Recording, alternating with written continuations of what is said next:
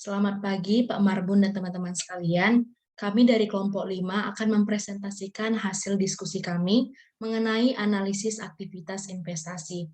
Dengan saya Klece Limbong, Vinita Meryl Sitepu, Pestaria Pangaribuan, Dede Ervina Bintang, dan Tuti Wilna Simanuang. Analisis aktivitas investasi. Aktiva atau aset merupakan sumber daya yang dikuasai oleh suatu perusahaan dengan tujuan menghasilkan laba. Aktiva sendiri dibagi menjadi dua, yaitu aktiva lancar atau current asset dan aktiva tetap.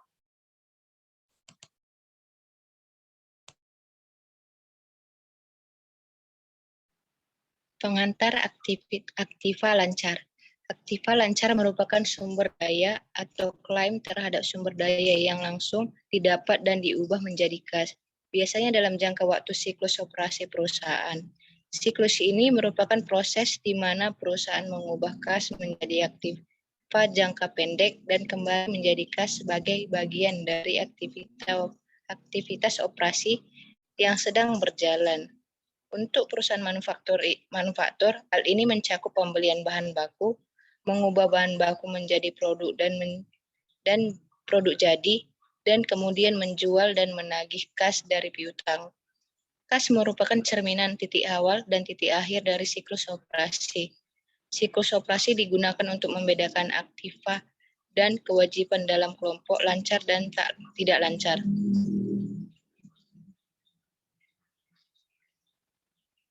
Kas dan setara kas.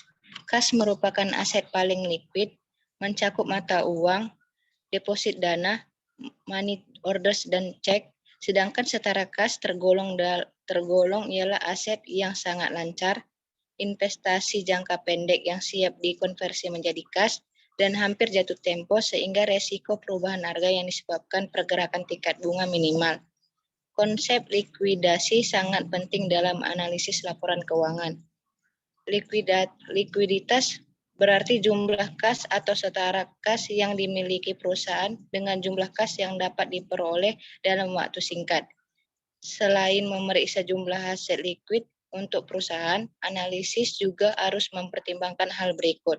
Sejauh mana setara kas diinvestasikan pada efek ekuitas, perusahaan dapat mengalami penurunan likuiditas jika nilai pasar dari efek investasi tersebut turun. Kas dan setara kas seringkali dibutuhkan sebagai saldo kompensasi untuk mendukung suatu perjanjian pinjaman atau sebagai jaminan hutang.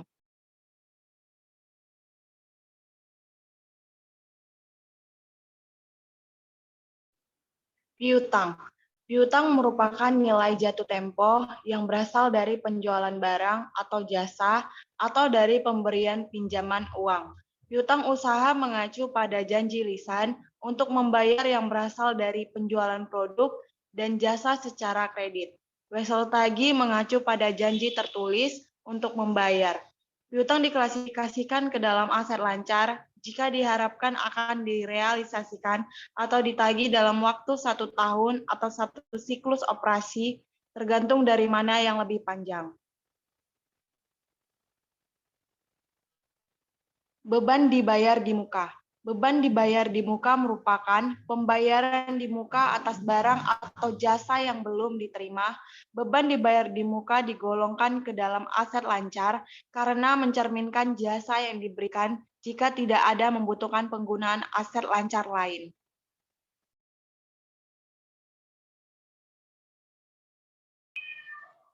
B. Persediaan.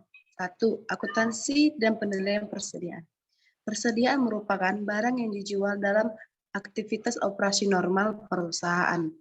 Pentingnya metode akumulasi biaya dalam penilaian persediaan disebabkan oleh dampaknya pada laba bersih dan penilaian aset. Metode persediaan digunakan untuk mengalokasikan biaya barang yang tersedia untuk dijual pada harga pokok penjualan atau persediaan akhir. Next. Yang kedua, penetapan biaya persediaan untuk perusahaan manufaktur dan dampak peningkatan produksi. Biaya persediaan manufaktur terdiri atas 3 komponen. Yang pertama, bahan baku atau bahan mentah. atau biaya dari bahan dasar yang digunakan untuk membuat produk. Yang kedua, tenaga kerja atau biaya tenaga kerja langsung yang dibutuhkan untuk menyelesaikan produk jadi. Yang ketiga, overhead atau biaya tidak langsung pada proses manufaktur seperti penyusutan peralatan manufaktur, gaji penyilat, dan biaya prasarana.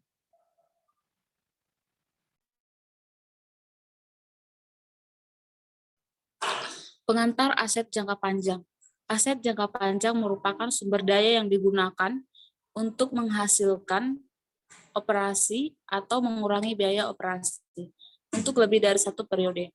Bentuk aset jangka panjang yang umum adalah aset berwujud seperti bangunan, pabrik, dan peralatan. Aset jangka panjang juga mencakup aset tak berwujud seperti paten, merek dagang, copyright, dan goodwill. Bagian ini membahas masalah konseptual terkait dengan aset jangka panjang. Kemudian akan diikuti pembahasan terpisah mengenai akuntansi dan masalah analisa terkait dengan aset tetap atau aset berwujud, sumber daya alam, aset tak berwujud, dan aset tidak tercatat. Sekian presentasi dari kelompok kami. Terima kasih. Mohon maaf jika ada kesalahan dalam pengucapan. Terima kasih.